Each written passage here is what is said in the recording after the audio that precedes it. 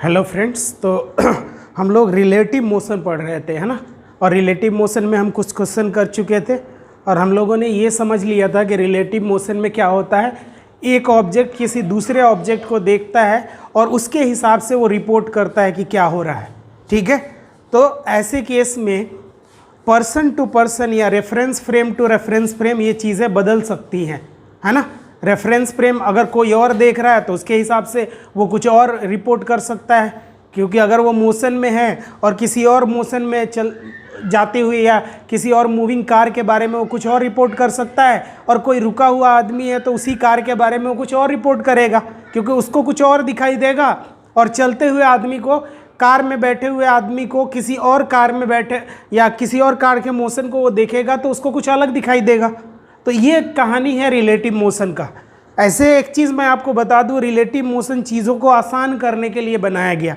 वो आपको धीरे धीरे जैसे जैसे हम आगे बढ़ेंगे वैसे वैसे आपको पता चलेगा। आइए देखते हैं एक प्रॉब्लम के साथ कि अगर हमारे पास, अच्छा एक चीज़ और मैं बता दूं, पिछली बार जब हम लोग क्लास कर रहे थे ना, पिछला जो लेक्चर जो हम लोगों ने अपलोड किया था उसमें एक जगह मैंने जो कार यहाँ पे हमने बनाया था ना, इस कार के जगह पे जिसमें मैं खुद को भी बैठा के और उसके रिस्पेक्ट में बात कर रहा था, तो मैंने यहाँ पे एन अहमद भी बोला था कि यहाँ पे एन अहमद हो या मैं हूँ, ऐसा बोला गया था। और बी है, तो जब मैं अपने रेफरेंस से बता रहा था तो बी को मैंने बोल दिया था कि मूविंग है, वैसे उसको बी हमारे रेस्पेक्ट में रेस्ट में है ना। उसको थोड़ा सा चेंज कर लीजिएगा, क्योंकि जहाँ बी मेरे रेस्पेक्ट में पहले था, चलने के बाद भी ये अगर मान लो 10 मीटर पर सेकंड से भी चल रही है या कुछ भी स्पीड जो हमने यहाँ पे लिया था, तो बी जो है वो मेरे रेस्पेक्ट में हमेशा रेस्ट में है। वहाँ एक लाइन गलत लिखा गया है, आप उसको चेंज कर लीजिएगा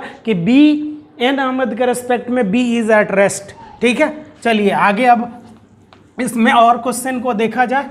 अब हमारे पास क्या है, दो कार दी हुई है। आइए हम लोग यहाँ पे बनाते हैं।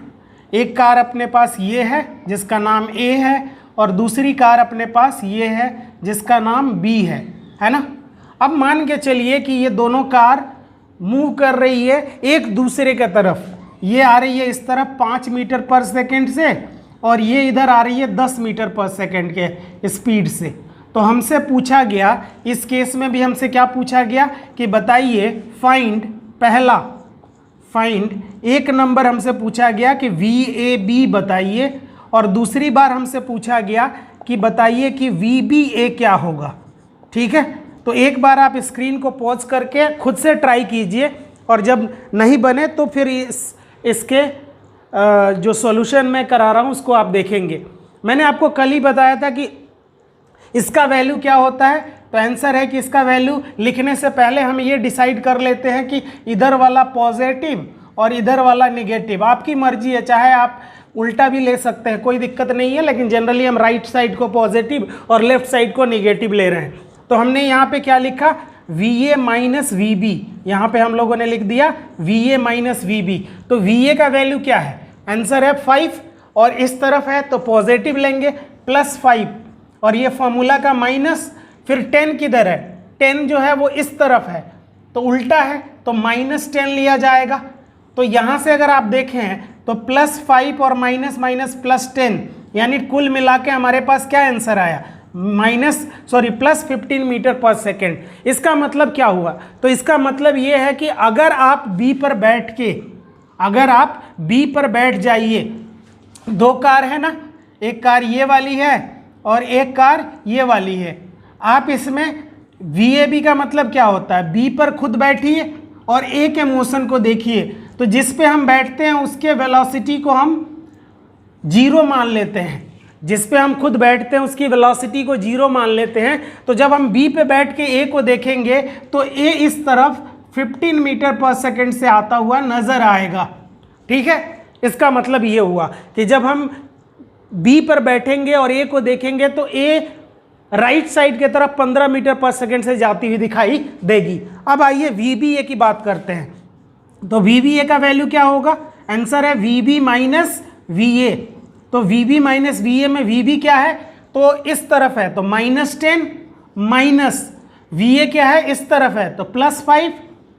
फाइनली ये क्या हो जाएगा, हमारा आंसर आएगा माइनस माइनस टोटल करेंगे तो -15 मीटर पर सेकेंड आ जाएगा। यानी कि हम लोग अगर बी पर बैठ के इसी चीज़ को मैं यहाँ पे ड्रॉ करूँ तो इसमें हमारे पास दो कार है, एक कार ये वाली और एक कार ये वाली। अब हम लोग इसमें ए है और ये बी है। इस बार हम किस पर बैठ रहे हैं? तो ए पर बैठ रहे हैं। और अगर हम ए पर बैठ के बी को देखेंगे तो बी हमें इस तरफ 15 मीटर पर सेकेंड से आती हुई नजर आएगी। ये है रिलेटिव वेलोसिटी का कमाल। इसका सॉल्यूशन आप एक बार लिख लीजिए, फिर आगे हम और बात करेंगे। चलिए, कुछ आपको दिमाग में ये चीज़ बैठ रहा है कि रिलेटिव वेलोसिटी का कैलकुलेशन कैसे किया जा रहा है। ठीक है, आइए एक चीज़ और मैं आपको बता दूं। यहाँ पे हम लोगों ने तो रिलेटिव वेलोसिटी की खाली बात की है, जरूरी नहीं है सिर्फ वेलोसिटी ही होता है। यहाँ पे एक्सेलरेशन भी रिलेटिव में निकाला जा सकता है।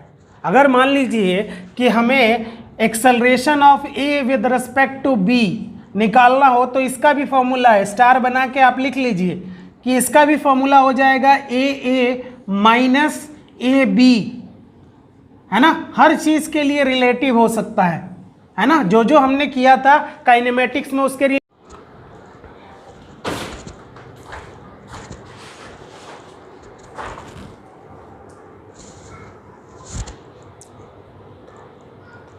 तो हम लोग देखिए, आइए एक नया प्रॉब्लम हम लोग यहाँ पे देखते हैं। इसमें हमारे पास एक कार है ए और इसके बारे में दिया गया है कि ये जा रही है आगे 10 मीटर पर सेकेंड से, और एक कार है बी जो आगे जा रही है 5 मीटर पर सेकेंड से। हमसे क्वेश्चन ये पूछा गया कि क्या ए बी को कभी ओवरटेक कर पाएगा, अगर कर पाएगा तो उसके लिए कितना समय लगेगा। Will A overtake B, will A overtake B, क्या ए बी को कभी ओवरटेक कर पाएगा। Will A overtake B, if yes then find out time taken, if yes then find out the time taken, कि कितने समय में ऐसा कर पाएगा।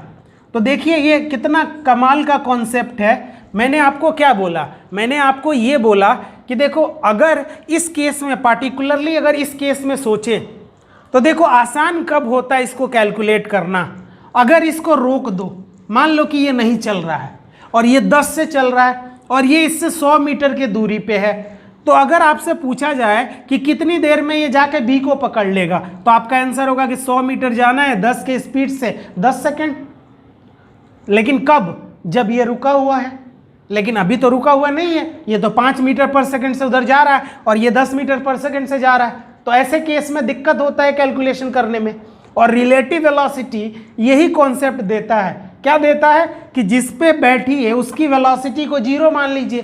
तो हम यहाँ पे क्या करेंगे, हम VAB या VB कोई भी निकाल लेंगे, यानी एक पे बैठेंगे, जिस पे बैठेंगे उसकी वेलोसिटी को रोक देंगे या उसकी वेलोसिटी को 0 मान लेंगे, तो यानी वो रुक गया और दूसरा चल रहा है। तो अभी तो वही कॉन्सेप्ट हो गया ना कि इसको रोक दिया जाए और इसी को चलने दिया जाए तो आराम से हम इसका टाइम बता सकते हैं।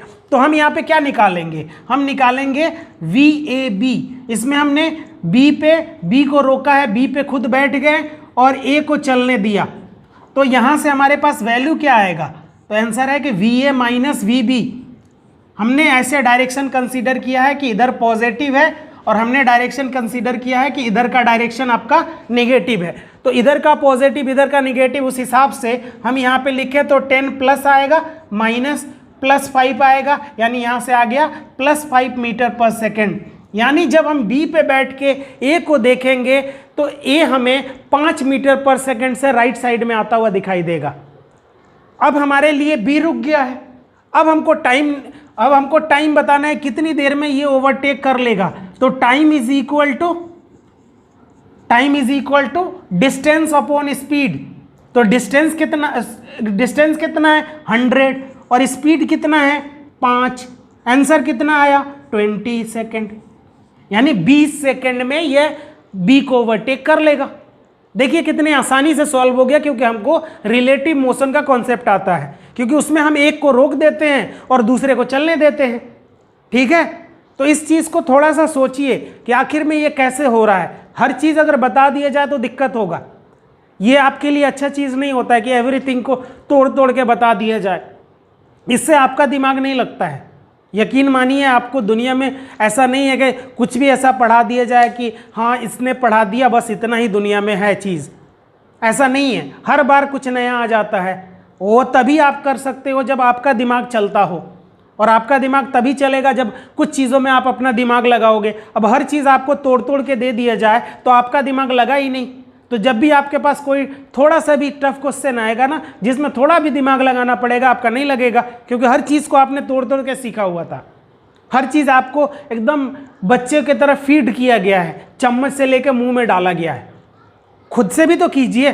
खुद से करने का मतलब है खुद सोचिए इसके बारे में कि क्या हो रहा है सर, इसमें क्या हो रहा है। अगर आप देखो तो ये 5 क्यों आया? आंसर है इसलिए आया सर 5 क्योंकि ये 10 से चल रहा है, लेकिन ये भी तो 5 से चल रहा है। तो इसका मतलब है कि नेट जो होगा, अगर मैं इसके वेलोसिटी में से इसका घटा दूं तो 5 से ही आगे चल रहा है, तो रिलेटिव वेलोसिटी तो वही है। क्लियर है? चलिए ये आप लिख लीजिए।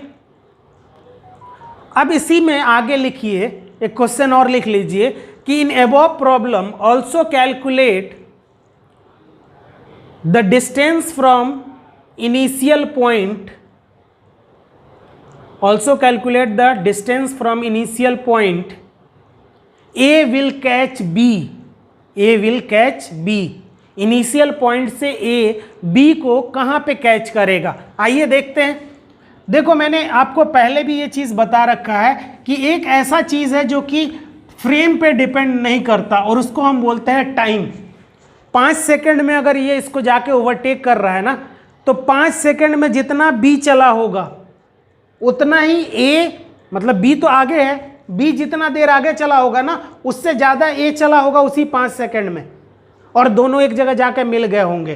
तो दूरी जो ट्रैवल किया गया होगा B के द्वारा वो भी कितना सेकंड? 5 सेकंड ही, और A के द्वारा भी 5 सेकंड ही। तो इसलिए हमारा जो कैलकुलेशन अब आने वाला है उसमें हम टाइम कौन सा यूज़ करेंगे? आंसर है 5 सेकंड। क्यों सर? क्योंकि टाइम दोनों के लिए एक है, टाइम दोनों के लिए एक है। तो A से कितनी दूरी पे? तो हमारा आंसर है कि A से सर ये जो डिस्टेंस होगा उसके लिए हमारा फॉर्मूला है स्पीड इनटू टाइम। टाइम कितना लगा? 20, स्पीड क्या था? 5, तो ये कितना दूरी? अगर मैं आपसे पूछूं कि कितने दूरी पे जाके ये उसको ओवरटेक कर लेगा, तो हमारा आंसर है कि 5 गुने 20, 100 मीटर पर जाके ये उसको ओवरटेक कर लेगा। कितनी दूरी पे जाके ओवरटेक कर लेगा? तो आंसर है 100 मीटर पे जाके ओवरटेक कर लेगा। सॉरी, ये इसका 5 नहीं है ना, इसके किससे चल रहा है? 10 से चल रहा है ना, तो इसको 10 गुने 20 यानी 200 मीटर पे जाके, समय दोनों के लिए सेम है इसलिए समय दोनों के लिए हम 20 यूज़ करेंगे। अगर B के लिए पूछा जाए कि B कितनी दूर अपने जगह से गया होगा जहाँ पे जाके ये उसको ओवरटेक कर लेगा, तो XB का वैल्यू आएगा जिस स्पीड से चल रहा था, और जितना टाइम लगा दोनों के लिए सेम समय है, तो इसलिए आंसर 100 मीटर होगा। यानी ये जो चीज़ सिचुएशन बना हुआ था ना, जिसमें अपने पास A यहाँ पे था और B आपका यहाँ पे था, तो हमारा आंसर ये है कि इन दोनों के बीच में पहले तो सेपरेशन 100 मीटर का है। 5 सेकंड के बाद ये पहुंचा होगा यहाँ से कितनी दूरी पे? आंसर है ये यहाँ से पहुंचा होगा 200 मीटर, ठीक है।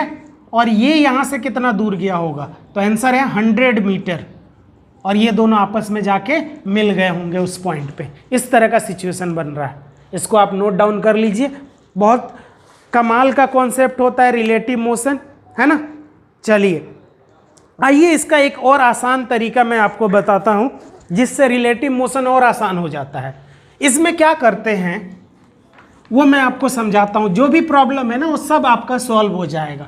एक कोई पुराना वाला ही एग्जाम्पल लेके हम देखते हैं। जैसे अभी था हमारे पास, ये था ना हमारे पास कि एक कार है जो किस स्पीड से चल रही है, तो आंसर है कि सर ये चल रही थी A है और ये चल रही थी 10 मीटर पर सेकंड के स्पीड से, ठीक है। दूसरी कार है ये सर B है और ये किस स्पीड से चल रही है, तो हमारा आंसर है कि ये सर 5 मीटर पर सेकंड की स्पीड से चल रही है। अब अगर हमको कोई पूछता है कि फाइंड VAB, फाइंड VAB, तो ऐसे केस में आपको करना यह है कि जिस पे बैठो उसकी वेलोसिटी पलट के दूसरे को दे दो, आंसर आ जाएगा, खत्म, और कुछ नहीं करना है। जिस पर बैठो उसकी वेलोसिटी पलट के किसको दे दो। देखो इस तरह से आंसर क्या आता, आंसर है VA माइनस VB। तो VA क्या है 10, VB क्या है 5, इस तरह से 5 आता। अब मैं आपको जो तरीका बता रहा हूं, इसमें मैंने क्या बोला कि जिस पे बैठो उसकी वेलोसिटी पलट के दूसरे को दे दो। इसकी वेलोसिटी, क्योंकि इस पे बैठ रहे हैं, इसकी वेलोसिटी इधर है ना 5, पलट के किधर दे दें, इसको दे दें, मतलब 5 इधर दे दो। तो नेट इसका क्या हो जाएगा 10 इधर 5 इधर, यानी 5 इधर। आंसर देखो 5 इधर ही आ रहा है। तो इस चीज़ को आप लिख लीजिए कि रिलेटिव मोशन में VAB निकालना हो तो, या VBA निकालना हो तो जिस पर बैठो उसकी वेलोसिटी पलट कर दूसरे को दे दो। जिस पर बैठो उसकी वेलोसिटी पलट कर दूसरे को दे दो, आंसर हो गया। जिस पर बैठो उसकी वेलोसिटी पलट के दूसरे को दे दो। कोई भी क्वेश्चन है आपका, कोई भी क्वेश्चन हो आपका, ठीक है। जो हम लोगों ने एक निकाला था, अगर मान लो एक 15 वाला भी आया था ना, जिसमें हम लोगों ने इस तरफ रखा था ये 5 मीटर पर सेकेंड। इसमें अगर हमसे कोई पूछता, ये तो आपने लिख लिया, इसको लिख लीजिए। आइए अब देखते हैं इस ये वाला प्रॉब्लम जिसमें 15 आया था प्लस का और एक बार -15 आया था। इसमें अगर मुझे कोई पूछे फाइंड VAB एंड VBA दोनों पूछा जाए, तो VBA मतलब या VAB मतलब, VAB का मतलब B पर बैठो और A को देखो, तो जिस पर बैठो उसकी वेलोसिटी पलट के किसको देना है, सामने वाले को। तो B पर बैठा, इसकी वेलोसिटी कितनी थी 5 इधर, इसको देना है पलट के, 10 इधर था और 5 और आपने दे दिया। आंसर क्या आ गया +15, खत्म। उसी तरीके से अगर मुझे किसी ने VBA पूछा तो A पे बैठ रहा हूं मैं और देख किसको रहा हूं, B को। तो A पर जब बैठेंगे तो वेलोसिटी इसका 10 इधर है, पलट के किसको देना है, इसको। तो देखो 5 इधर था, 10 और दे दिया 15, और किस तरफ, इधर निगेटिव के तरफ, डायरेक्टली आंसर आ गया -15 मीटर पर सेकेंड। तो जिस पर बैठो उसकी वेलोसिटी पलट के सामने वाले को दे दो, लिख लीजिए इसको। आगे और बढ़ते हैं भाई साहब। चलिए अब नेक्स्ट एक प्रॉब्लम और देखते हैं इस पे। अब हमारे पास दिया हुआ है एक प्रॉब्लम जिसमें हमारे पास अभी भी 2 कार है ना, अपने पास 2 कार है, एक कार ये और एक कार ये है अपने पास, ठीक है। अब इसका नाम A रख दिया मैंने, इसका नाम B रख दिया, है ना। इसमें दिया हुआ है इनिशियली कि ये जो है इसके अंदर एक्सेलरेशन है 5 मीटर पर सेकेंड स्क्वायर और इनिशियल वेलोसिटी इसका 0 है। इसका एक्सेलरेशन है 5 मीटर पर सेकेंड स्क्वायर और इनिशियल वेलोसिटी 0 है। इसका u जो दिया हुआ है वो 10 मीटर पर सेकेंड दिया है और एक्सेलरेशन जो है वो 0 दिया हुआ है, और इन दोनों के बीच का सेपरेशन अभी भी 100 मीटर दिया हुआ है।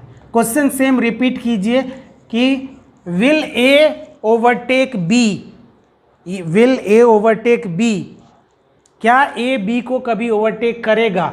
If yes then find out the time, then find out the time required. इसको 200 कर लीजिए ताकि डाटा ठीक आए, है ना, कैलकुलेशन आसानी हो जाए, बाकी और कोई बड़ी बात नहीं है। ठीक, आइए देखते हैं। सबसे पहले हम लोग इसमें क्या निकालें। देखो अब इसमें एक्सेलरेशन का भी खेल आ गया है, तो एक्सेलरेशन का भी रिलेटिव एक्सेलरेशन निकालेंगे। वेलोसिटी का तो निकालेंगे ही, एक्सेलरेशन का भी निकालेंगे। तो सबसे पहले हम लोग यहाँ पे क्या निकाल रहे हैं, तो आंसर है VAB। तो VAB का आंसर क्या होता है, अभी बताया था ना, पलट के देना है। खत्म करते हैं कहानी। B पर बैठ के A के वेलोसिटी को देख रहे हैं, तो जितना B के पास है उसकी वेलोसिटी पलट के A को दे दो। तो इसका तो 0 है ना, और इधर दे दिया -10, तो इधर कितना आ जाएगा -10 मीटर पर second, answer. V A B का वैल्यू आ गया। अब हम लोग को क्या निकालना है, acceleration of A with respect to B. तो acceleration of A with respect to B का मतलब क्या हुआ, acceleration of A minus acceleration of B. Acceleration of A क्या है, तो आंसर है एक्सेलरेशन ऑफ ए है 5 और एक्सेलरेशन ऑफ बी 0। तो ये कितना आ गया 5 मीटर पर सेकेंड स्क्वायर। यानी हम लोगों ने बी को रोक दिया है और सिर्फ किसको चला रहे हैं, ए को चला रहे हैं। और ए जो चल रहा है वो किस रिलेटिव वेलोसिटी से चल रहा है, तो आंसर है -10 मीटर पर सेकेंड से। और एक्सेलरेशन कितना है 5 मीटर पर सेकेंड स्क्वायर। और कितना डिस्टेंस कवर करना है, तो 200। तो हमारा आंसर अब यहाँ पे टाइम निकालने के लिए, जिसमें हमें वेलोसिटी पता है, एक्सेलरेशन पता है और डिस्टेंस पता है, तो हम टाइम के लिए कौन सा फॉर्मूला यूज़ करें, तो मोशन का सेकेंड इक्वेशन यूज किया जाए, s बराबर ut plus half a t square.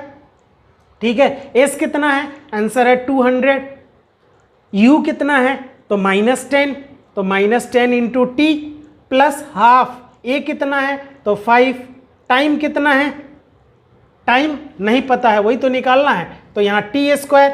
तो हमारे पास अगर हम इसको 5 से कैंसिल करें तो देखो ये 5 से 40 हो जाएगा और ये 2 हो जाएगा और ये कैंसिल, यानी ये हुआ 40 minus is equal to -2t और प्लस हाफ टी स्क्वायर, है ना। अब एक काम करते हैं, 2 से मल्टीप्लाई कर लेते हैं, तो ये हो गया 80, ये हो गया -4t और ये हो गया प्लस टी स्क्वायर, है ना। तो एक तरफ ले आते हैं, तो T square -4t minus 80 is equal to 0। अब ये आ गया आपके पास एक क्वाड्रेटिक इक्वेशन, और इस क्वाड्रेटिक इक्वेशन में टाइम का 2 वैल्यू आएगा। कितना वैल्यू आएगा, टाइम का 2 वैल्यू आएगा। अब इस टाइम के 2 वैल्यू को सॉल्व कर लीजिए, आपका आंसर आ जाएगा। ठीक है, आप इसको नोट डाउन कर लीजिए और टाइम का क्या वैल्यू आया है ये मुझे कमेंट में बताइएगा, मैं देख के बताऊंगा कि सही आया है कि गलत आया है। आगे बढ़ा जाए भाई साहब, स्क्रीन पॉज करके लिख लीजिए इसको। आसान चीज़ है, कोई बड़ी बात नहीं है, थोड़ा सा समझने की ज़रूरत है, थोड़ा दिमाग लगाइएगा। तो रिलेटिव मोशन चीज़ों को आसान करने के लिए बनाया गया था, ना कि ये टफ करता है चीज़ों को। एक बार अगर आप समझ गए तो बड़े बड़े प्रॉब्लम को आप सॉल्व कर पाइएगा। और यकीन मानिए अच्छे एग्जाम में हर बार रिलेटिव मोशन से क्वेश्चन पूछा जाता है ना। तो लिख लीजिए, आप आगे बढ़ें।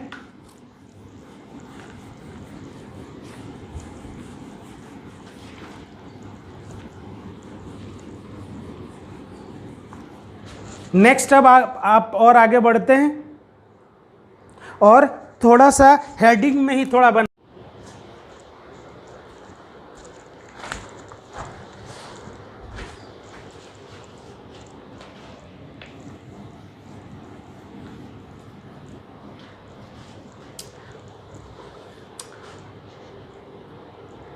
देखिए यहाँ पे अब हम लोग किस चीज़ के बारे में डिस्कस कर रहे हैं, relative motion in motion under gravity. Motion under gravity के बहुत सारे प्रॉब्लम हम लोग ने किए थे, याद होगा। उसमें कई बार हमने एक टावर से बॉल को नीचे ड्रॉप किया था, नीचे से किसी बॉल को ऊपर की तरफ उछाला था, या टावर पे खड़े होकर ऊपर उछाल दिया था, या टावर से खड़े होकर नीचे फेंक दिया था। उस तरह के प्रॉब्लम की बात यहाँ पे की जा रही है। अब इसमें हम लोगों को क्या दिया हुआ है, हम लोगों को दिया हुआ है कि एक टावर है जिसकी हाइट है 500 मीटर, और उस टावर पे खड़े होकर कोई आदमी एक बॉल को नीचे गिराता है और कोई आदमी नीचे खड़ा होकर किसी बॉल को ऊपर फेंकता है। ठीक है, किसी आदमी ने बी से नीचे खड़ा होकर कोई बॉल 100 मीटर पर सेकंड से ऊपर फेंका और ये खड़ा होकर बॉल को ड्रॉप कर रहा है। तो आपसे पूछा गया कि बताइए कि कितने समय के बाद ए बी को क्रॉस करेगा। Find the time when A crosses B. When A crosses B बोले या बी क्रॉसेस ए बोले, कोई दिक्कत नहीं है। ए क्रॉसेस बी। अब ये देखो, रिलेटिव मोशन से ये आसान हो जाता है। ठीक है, अगर मैं यहाँ पे आपसे बोलूँ कि आराम से आप यहाँ पे क्या निकाल लीजिए, यहाँ पे आराम से आप वी बी ए निकाल लीजिए। तो अगर हम यहाँ पे वी बी ए निकालें तो V B A is equal to, हम लोगों ने V B A is equal to क्या लिख सकते हैं, वी बी माइनस वी ए।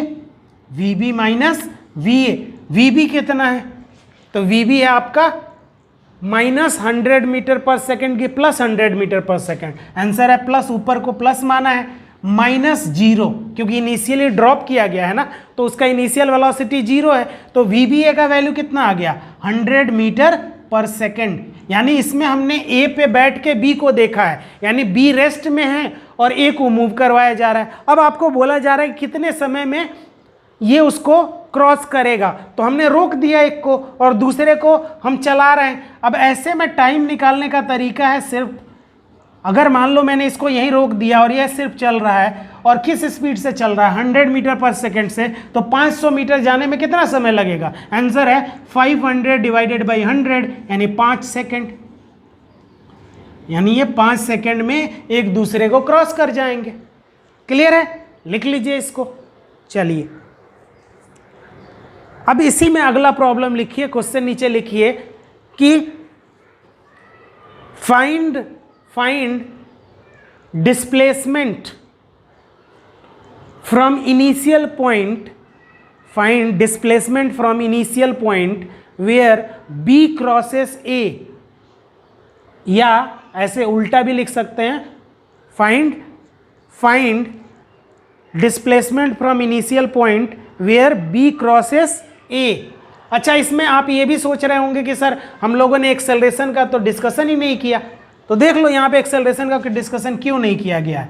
आंसर है कि अगर हम लोग यहाँ पे ए बी निकालते तो क्या लिखते हैं, ए माइनस ए बी, ए क्या है, आंसर है माइनस जी है सर, माइनस फॉर्मूला का बी का के ऊपर एक्सेलरेशन कितना है माइनस जी। देखो ये माइनस माइनस मिलके प्लस हुआ, ये माइनस मिलके 0 हो गया। तो हम यहाँ पे बोल सकते हैं कि ए जो है वो बी के रेस्पेक्ट में कांस्टेंट वेलोसिटी से मूव कर रहा है और बी जो है वो ए के रेस्पेक्ट में कांस्टेंट वेलोसिटी से मूव कर रहा है। इस पॉइंट को वहाँ पे मेंशन कीजिए कि here A and B are moving with constant velocity with respect to each other. Here A and B are moving with constant velocity with respect to each other. एक दूसरे के रेस्पेक्ट में constant velocity से move कर रहे हैं।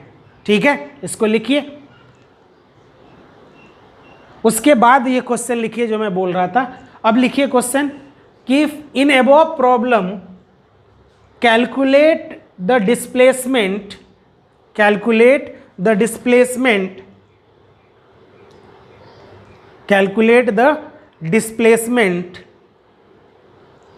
from initial point, where B crosses A, जहां पे B A को क्रॉस करेगा। आइए देखते हैं, एक चीज जो दोनों में कॉमन है, बार बार मैं बोल रहा हूं, टाइम दोनों में कॉमन है। तो अगर मैं यहाँ पे B के बारे में बात करूँ, B का निकाल लूँ कि 5 सेकंड में जितना दूर गया होगा वही जगह होगा जहाँ पे ये दोनों एक दूसरे को क्रॉस कर रहे होंगे। ठीक है, तो B के लिए इनिशियल वेलोसिटी कितना है या एक्सेलरेशन कितना है पहले बताओ। एक्सेलरेशन है माइनस जी यानी माइनस 10 मीटर पर सेकेंड स्क्वायर।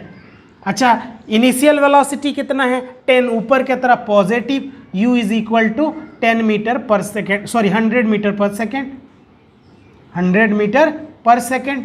और टाइम है सर 5 सेकेंड, टाइम है 5 सेकेंड। अब आपको s निकालना है तो s is equal to U T plus half AT square वाला फॉर्मूला लगाइए। तो u क्या है आपका 100, टाइम वो 5 सेकेंड प्लस हाफ, यहाँ पे प्लस हाफ माइनस लिखा जाए ना, आप समझ रहे हैं क्यों माइनस लिख रहे हैं, क्योंकि g जो है वो माइनस है, तो माइनस हाफ इंटू 10 इंटू 5 का स्क्वायर यानी 25, 5 2 जा 10 यानी 25, 5 जा 125 ना, और ये 500 माइनस 125 375 मीटर, यानी B यहाँ से 375 मीटर ऊपर गया होगा, B यहाँ से 375 मीटर ऊपर गया होगा, तब A आके उसको क्रॉस कर रहा होगा। इसका मतलब ऊपर से ये कितना नीचे आया होगा।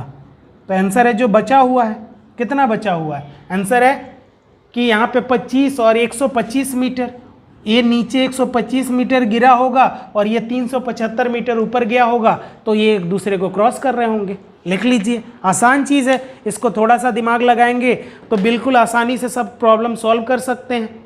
ठीक है, चाहे तो आप कैलकुलेशन से भी निकाल सकते हैं कि ये कितना गिरा होगा। अगर ए के लिए लिखा जाए तो इनिशियल वेलोसिटी 0, एक्सेलरेशन -10 मीटर पर सेकेंड स्क्वायर, टाइम कितना है 5 सेकेंड, एस बराबर ut plus half a t square वाला फॉर्मूला पुट कीजिए, उसमें भी आपका यही आंसर आएगा। कितना? 125 मीटर। करके देख लीजिएगा, है ना। चलिए आगे बढ़ते हैं भाई साहब, और आगे बढ़ा जाए इसमें। ठीक है, इसमें और आगे बढ़ा जाए। अब इसमें जो चीज़ हम लोग देखने वाले हैं ना, उस चीज़ का नाम है, उसी के लिए हम लोग ये सब चीज़ कर रहे थे। यहाँ पे हमारा 1D मोशन ख़त्म होता है, यहाँ पे हमारा 1D मोशन ख़त्म होता है। अब हम लोग बात करेंगे 2 डायमेंशनल मोशन की।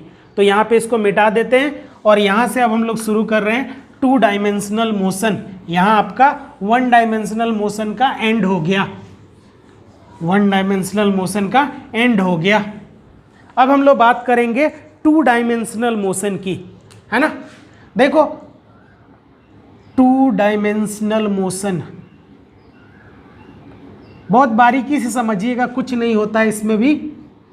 अलग से 3 फॉर्मूला हम लोगों ने पढ़ा था 1 डायमेंशनल मोशन में। कौन कौन सा याद करते हैं फिर से?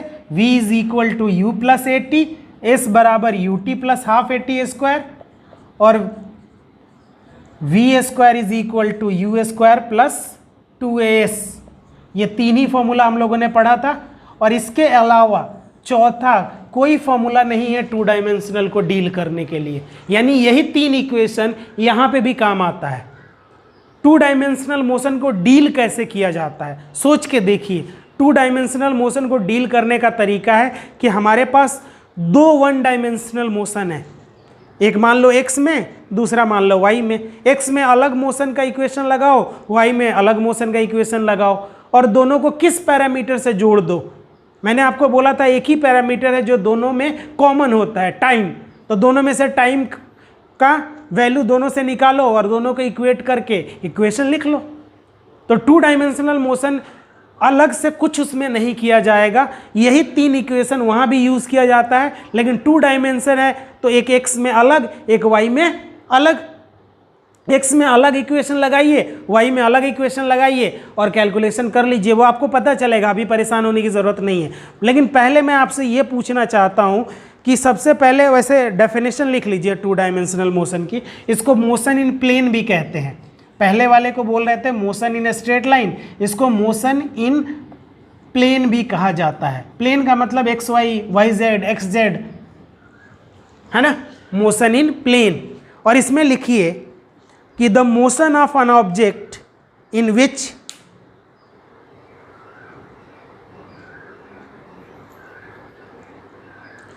the motion of an object in which we required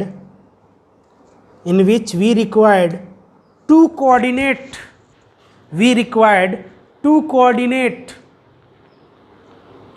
to specify